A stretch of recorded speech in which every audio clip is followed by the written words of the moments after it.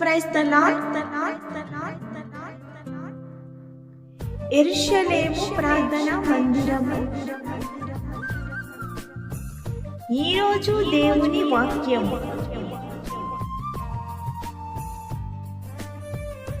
బండను చీల్చగా నీళ్లు ఉబికి వచ్చెను, ఎడారులలో అవి ఏరులై పారెను.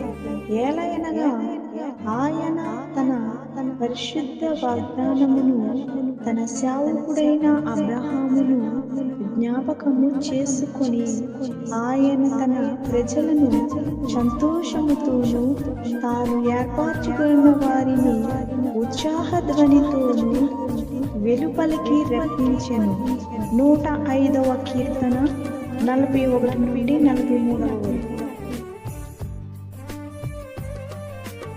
సంఘ కాపరులు ఎన్ డేవిడ్ రాజ్ దీవెన. God bless you all.